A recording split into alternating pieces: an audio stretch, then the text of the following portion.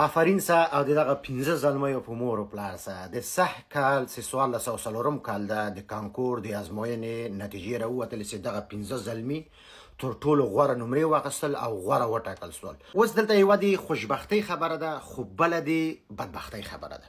په د 15 تنو کې 4 تنې پښتانه دي، مورنۍ ژبه پښتو ده، او یو تنې زموږ او تاسو سعید ورور ده.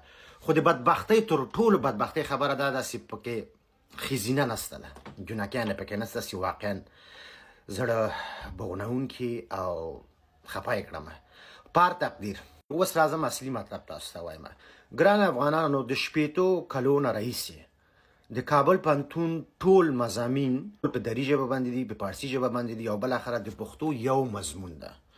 داسې نه ده چې پښتو ژبه باندې علمي کتابونه نشته. په پښتو ژبه باندې علمي کتابونه ژباړل سوي دي او ډېر کار ورته سوی ده، تقریبا 80%. خو متاسفانه په تدریسي نصاب کې نه دي ځای په ځای شوي. زه د اوسني نظام نه ډېر په احترام سره هیله کوم. زه دا نه وایم چې زه متعصب یم. دا زموږ حق ده چې بعد 8 کالو موږ په خپله مورنۍ ژبه باندې لوړې زده کړې وکړو، تر څو وکولی شو چې خلکو سره به په مورنۍ ژبه باندې استدلال او تحلیل او خبرې وکړو. اوس ما ته وګوره، ما فاکولته ویلې ده خو په پښتو ژبه باندې چاته سره په پښتو باندې صحیح استدلال نسم کولی، ځکه په ما ظلم سوی ده. په دري او فارسي ژبه باندې ما فاکولته ویله، زه کولی شم چې په دري استدلال هم وکړم، منطق هم ووایم، لیکنې هم وکړم، هر څه وکړم، مګر په پښتو یې نسم لیکلی.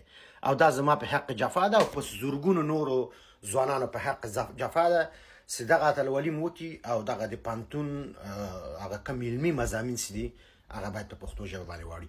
بیا موفقه اوسئ، سلامته اوسئ. دغه 15 واړه زموږ د سترګو تور دي. باید